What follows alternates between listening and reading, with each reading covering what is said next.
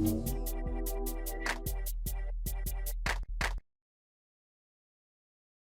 afternoon, everyone. It is Monday at 3:30, so it must be legal update time. Can you hear me? Yes? Okay. I have a new, and everything's new, so wasn't sure.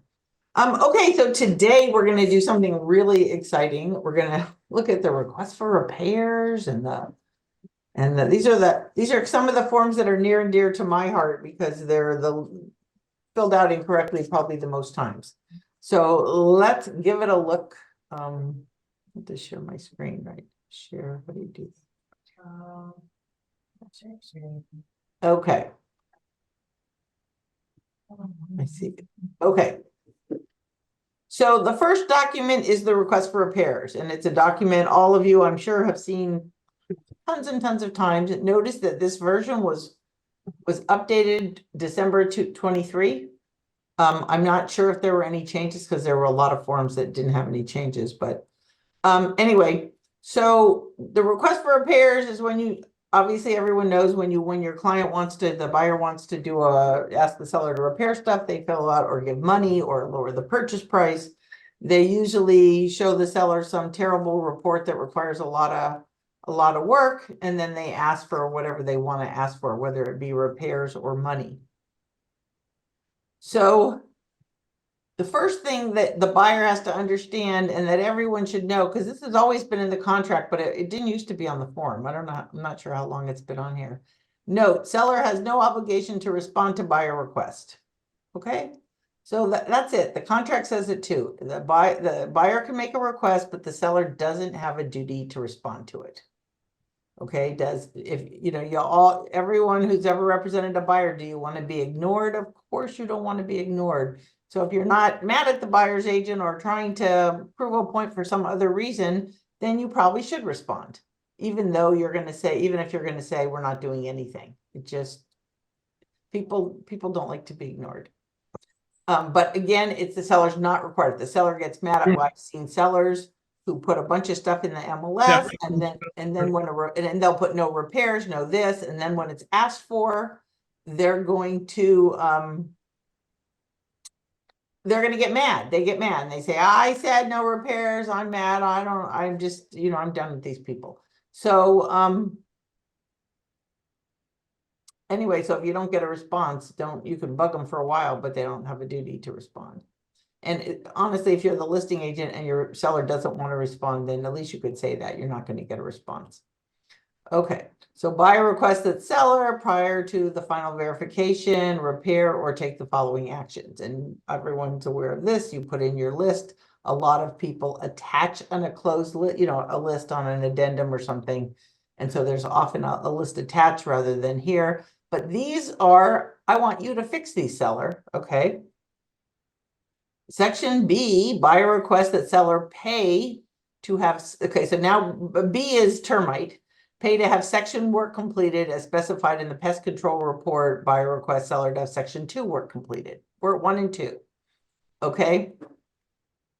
So this would, I would think, flow from an RPA that asks maybe for a termite report, but not for section 1 clearance. And a lot of times, if a buyer asks for termite and section 1, the seller will counter with, we'll do a termite report, but section 1, we'll determine that later after we get the report, who's going to pay for the work. Because we're not committing to it. If it's a lot of work, we're not going to, that's what it says to me, is we're not committing to doing the work. So now we get to this point and now we're asking for repairs and the seller hasn't agreed to do any section 1 work. So we're going to ask for section 1 work and we're going to attach the pest control report. If the RPA says seller will provide a termite report and section 1 completion or whatever, however it's worded, but it's clear that the seller is going to do the section 1 for work, don't ask for it again. Okay, don't give them a chance to say no now. And then where are we? Where the contract says it, but the request for repair says something different. Okay, so you don't want to give people, if they've already agreed, you don't need to give them a chance to say it again. It's already agreed to. So you would leave that blank. However, if you didn't agree to it, and maybe they didn't even do the termite report, but you, buyer, did a termite report and you have it and you want the repairs made. And so this would be where you would do that, and you would attach your termite report to this. Okay. If buyer requests either section 1 or section 1 above, seller shall have no later than 5 days prior to the close of escrow to deliver to buyer a written pest control certification. Okay, so if you're a seller and you know you have a problem and you're going to have to tent it, and you're not tenting it till after close of escrow, then you're going to want to give it more days. But basically, you're going to want to change it to after the close of escrow. But for the most part, it has to be done 5 days before the close of escrow, any work that you agree to make, the section 1, section 2 work. Okay. This C is buyer request that seller credit buyer. This is what we see the most, right? We see the credit, because why would I want someone who's leaving to do the work, and how good are they going to do it? So you've asked for a credit. So you're the buyer and you've asked for a credit of $5,000, 10, let's say 5. And now the seller looks at this and they say, they asked for a credit of 5. You got to read this note. And I find that most people don't read this. It says, any credit included in this paragraph is separate from and shall not reduce or supersede any other credit in the agreement unless it's otherwise agreed. So if you put here $5,000, and then, as we always do, you also do an addendum that says $5,000, and it doesn't say it supersedes the request for repairs, then contractually, the seller has agreed to give the buyer the credit twice. Okay, the whole time I've been a broker, which is not the million years, but 12, I have never seen anyone make a claim on something like this, but it doesn't mean they couldn't, because it says it right here. It doesn't reduce or supersede other credits. So if you have a $5,000 credit here and an addendum or an amendment that says the seller will credit buyer $5,000 towards closing costs, 2 different things. Okay, and I'm going to show you how we get around that. Okay, so let's assume they ask for a credit and then, or lower the purchase price. So you can always ask for a lower of the purchase price. Okay, attach reports, this report, that report, whatever you think. Section 3 is only for VA or FHA buyers, and talks about buyers, the requests, the demands that buyers lender make on the property as far as fixes. And so if you have this, you'll have to deal with it. But it is not the seller's responsibility to pay for the FHA or VA repairs. The seller does, they can, obviously, but there's nothing in anything that says that if they call out repairs, the seller must pay for them. So we've seen where sellers have let buyers come in and pay for things, and do the work or whatever. And we're going to see later on that for specific, where was I? I lost my train of thought, but we're going to see an answer to that later on, because it's not in the right order on here on the VA and FHA. Okay.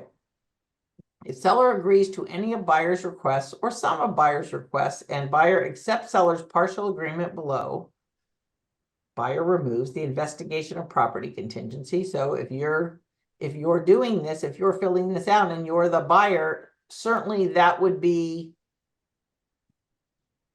a good thing. It defaults to that, except the following. So you could write in, I remove my property, except for whatever, the ability to get insurance, which is part of the property contingency.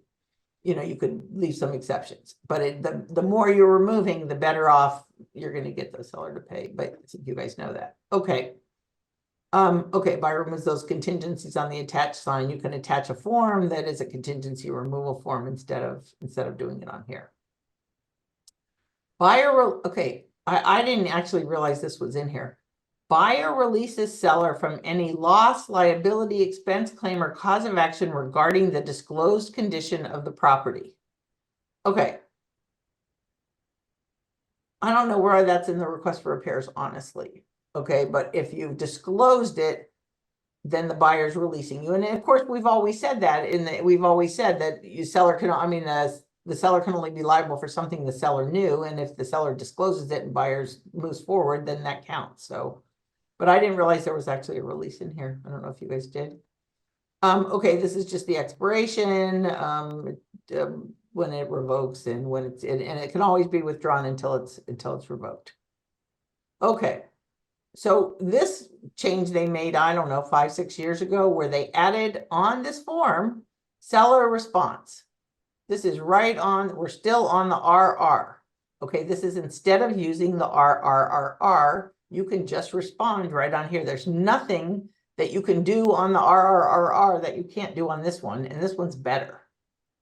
So I recommend that you never use that RRRR anymore, and that you always respond right on this one, and I'll show you why. Okay.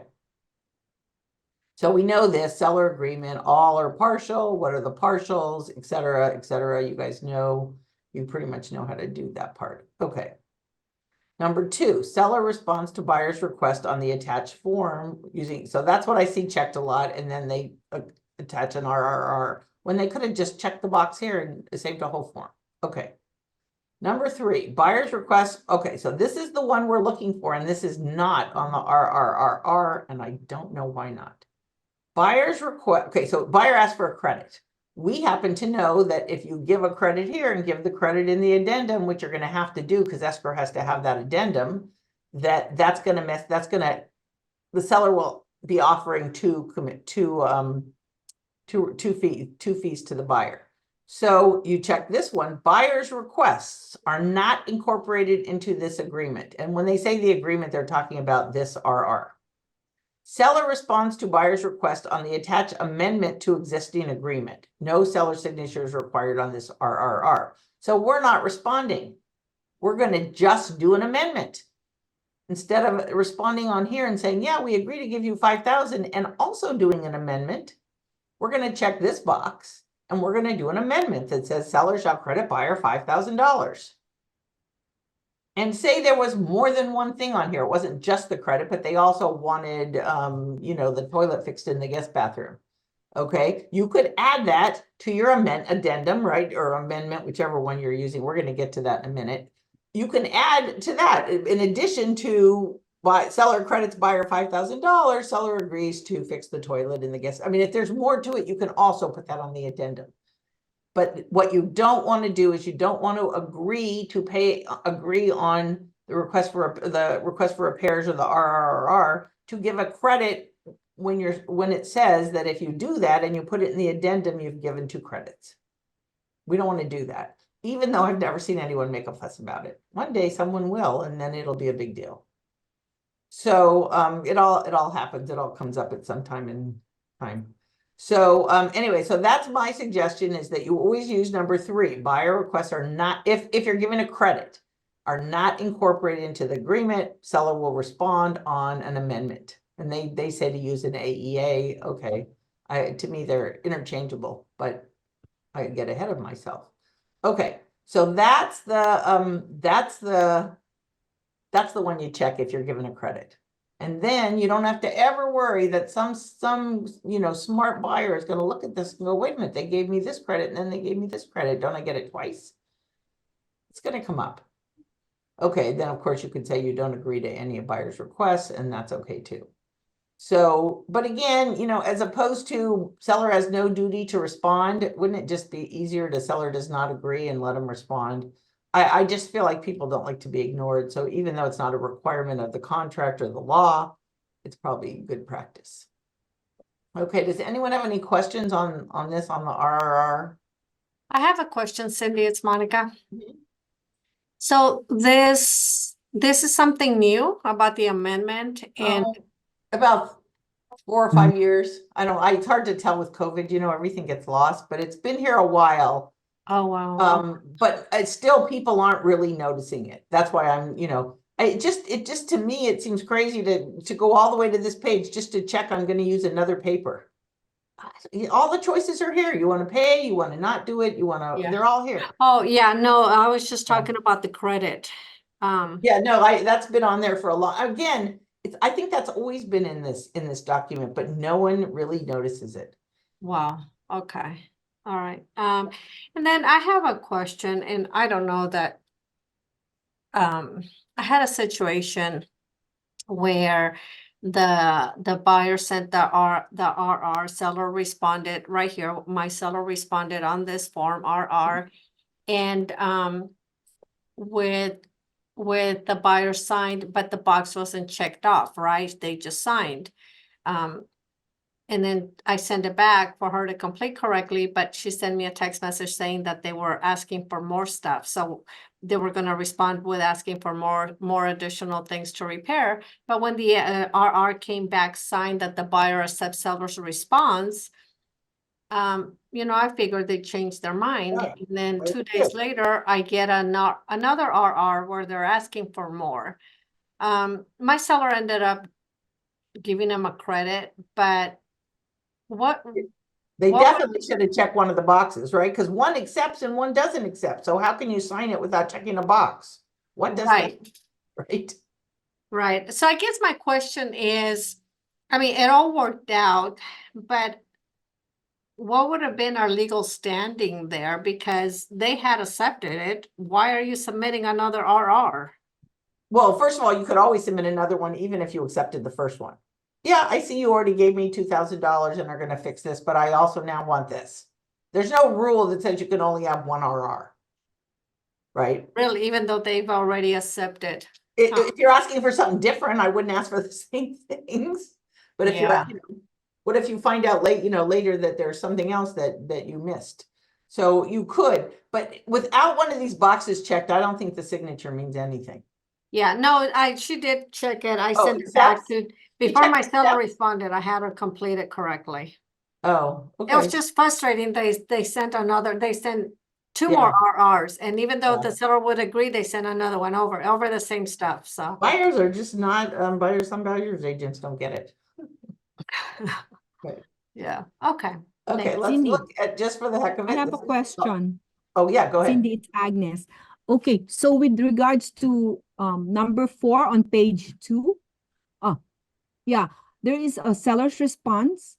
It just always baffles me when it says by making the second line, by making this seller's response, any previous RR or seller response and buyer reply to request for repair can no longer be accepted.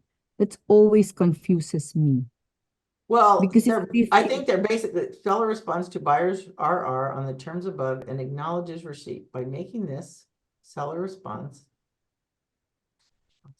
so the RR1, assuming this is RR2, But they're only saying if there's anything else, let's say the seller sends one back and checks, yeah, I'll credit you $10,000. And then they find out that the buyer just lied about something and it hasn't been signed by the buyer yet, accepted.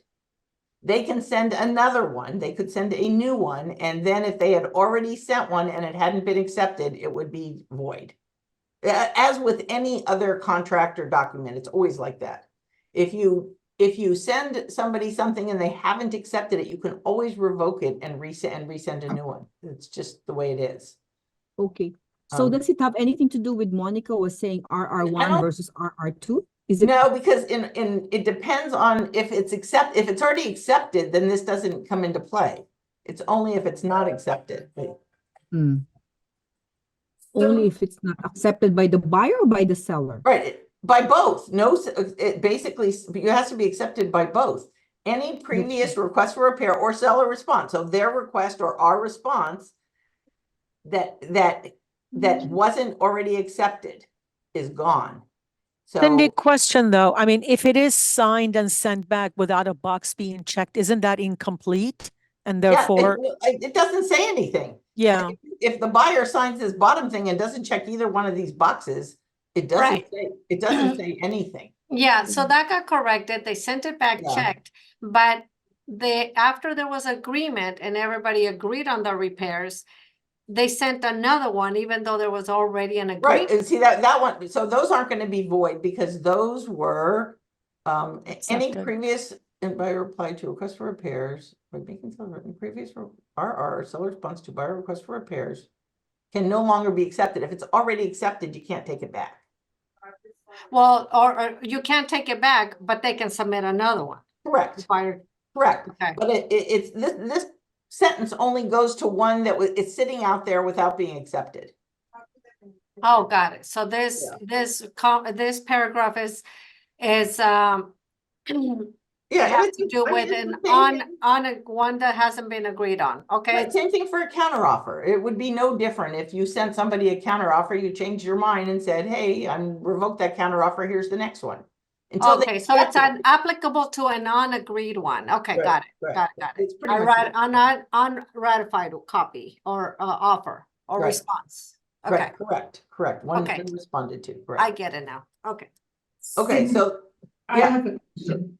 So, and where, if they checked box B, you know, I've always done an addendum, I have to admit, if we're given a credit and it's gonna be. Everyone does, Yeah, so what I'm thinking is, if they check box B and now you're saying you will do an amendment, not an addendum, so it has to go to the lender. So will that? Right, and amend- that's all it's gonna say. Our amendment is that we agree to credit them. It's not gonna say what for, it's not gonna say anything. So it's just gonna say towards a buyer's closing Yeah, cost. just like the addendum that you've always been doing. Only you're Okay. not gonna have it in two places now. You're only gonna have it there. You see, just do 3. Okay, so it will go on an amendment to the. No, Right. no. The addendum, escrow makes up the amendment. And Well, sends out. they have something new, and we're gonna get to that at the end, the difference between their new that amendment, the AEA and the addendum, which I can already tell you right now, there's none. It doesn't matter which one you use. The whole idea doesn't make sense to me. You know, the AEA is supposed to be for amendments as opposed to the addendum. But anytime you change anything, it's an amendment to the agreement. What is, I mean, I don't, you know, even if it wasn't in the agreement to start with. It's not like you're changing something, but you're adding something. That's still an amendment. Anyway. The lender would accept an amendment. But I don't care which one you use. I was just What wondering. happens to say the AEA? I don't know why. So anyway, this is and look at, that's all the choices are. The difference between this one and this one is tremendous. Right? It's just on this one, it's just this, oh, this one, it's just agree or don't agree, but it has the same note. All credits included in this paragraph is separate from and shall not reduce any other ones. So if you're looking at this and you're putting in right here $5,000 and you read this and then you go do an addendum for $5,000, how does that make sense? But this one doesn't have a choice about putting it on something else. I don't know why. They just never amended it to do it. Right? There's no choice on here to modify. Yeah. Seller's conditions. Yeah. So anyway, it's just weird, but I think the other form just works better all around. But again, if you're using this, not wrong, they still have the form, you could still use it, but it doesn't make sense to me to have two forms where you could have one. Okay, and then that's that. Okay. Okay, another topic that is just near and dear to my heart is the seller's affidavit, the FIRPTA.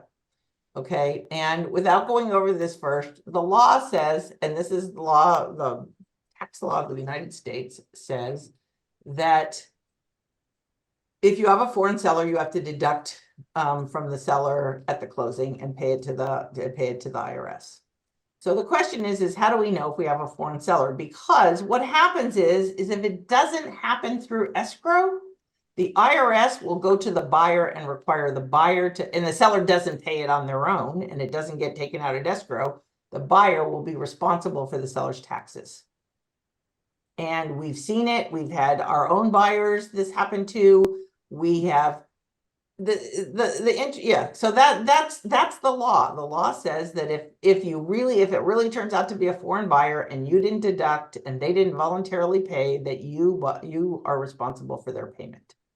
And like I said, we've had some big ones, a couple of our big agents that have had this happen to them.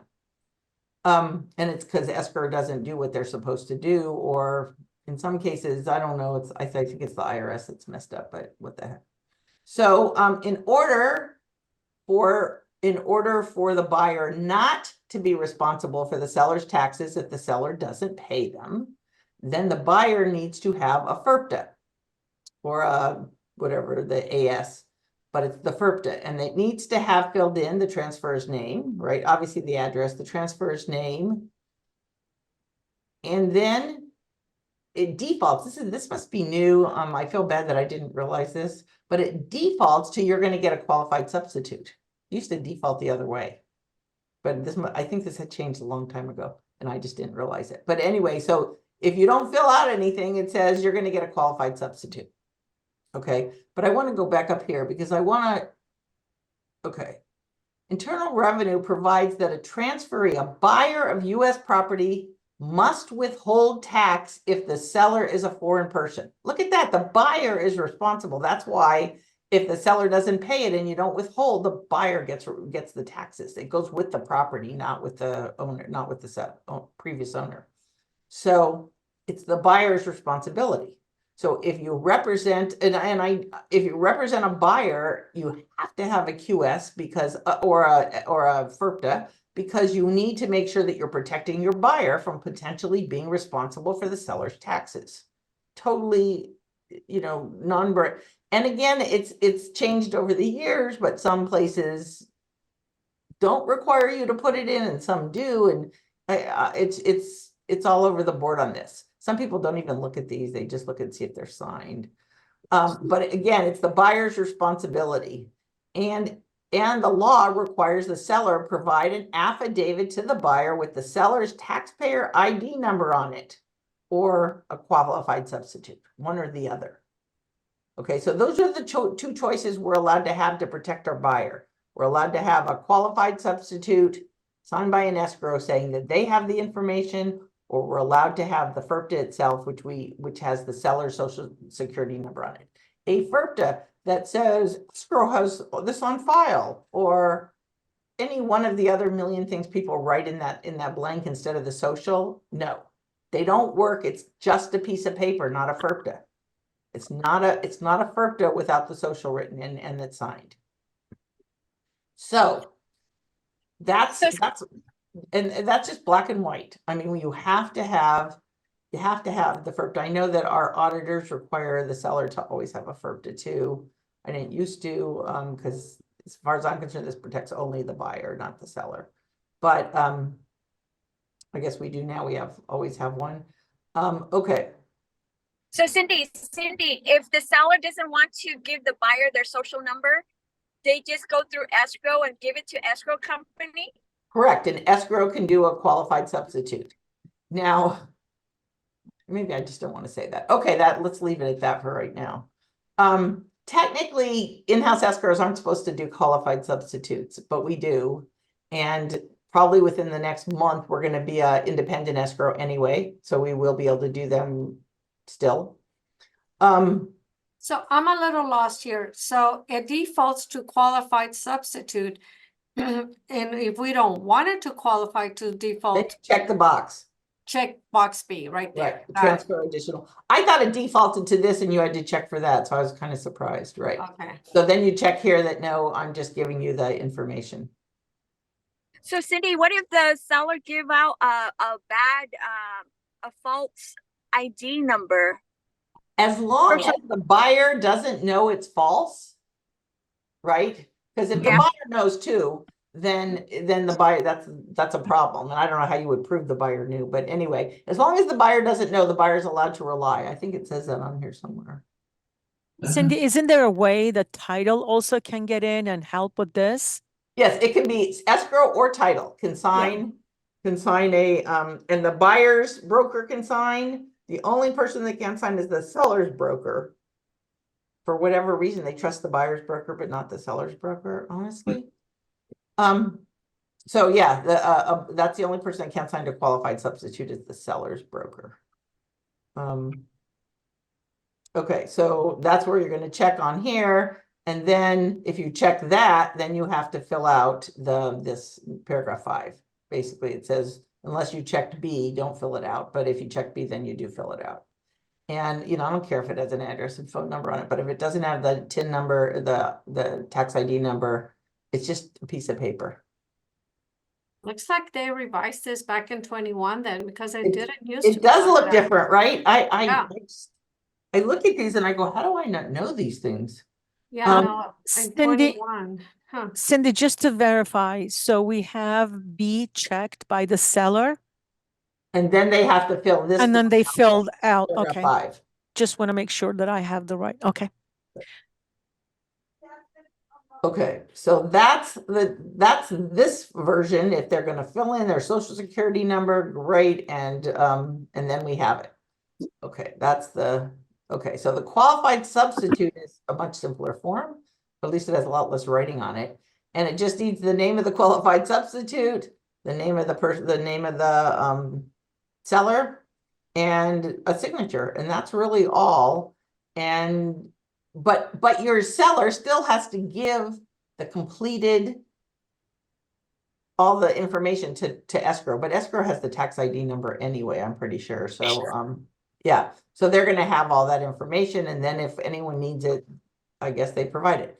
So I would say that 3 times for positive, it might have been 4, but for sure 3 times since I've been here, we have had our buyer get stuck with the seller's bill. This escrow companies will. None of those 3 times did anyone call me and say, hey, do we have a QS or a FIRPTA? For the sketch look. Oh, So I don't know if they don't ask it. I don't know that part. But it really has happened, and we've lost a couple. Well, it Always. wasn't good. Okay. Let's just do really quick amendment versus addendum. I tell them not to. So this is the amendment. No. A blank, you fill it in, that's it. It does have an expiration. This is the addendum. Blank, you fill it in, doesn't have an expiration, but you fill it in. As far as I'm concerned, these are interchangeable.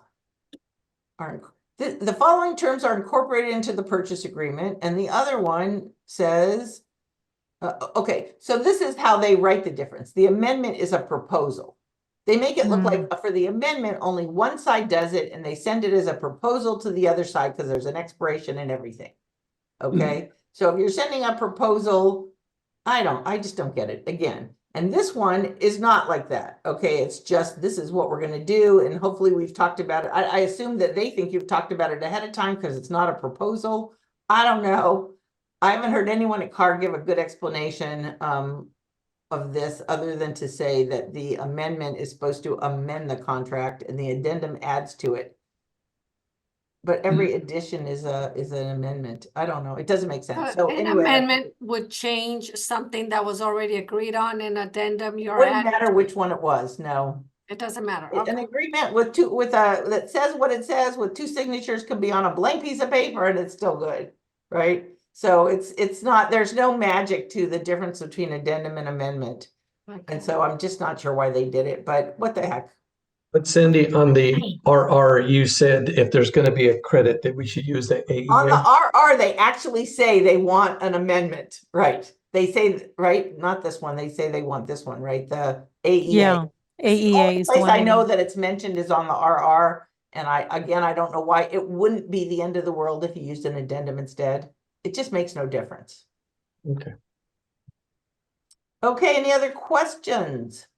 Just the usual, can we get a copy? Can I get a copy of all this? I'll send this out with my notes, with my handwriting on it to send out. I Absolutely. appreciate that. Thank you so much. Okay, guys, everyone have a great week. I was in Chino Hills this morning and everything was pretty exciting. So have a great week, and I'm Thank here. Thank you, Cindy. Thank you, Cindy. Thank you, Cindy. Thank you. Thank you, Cindy. Thank you. Bye.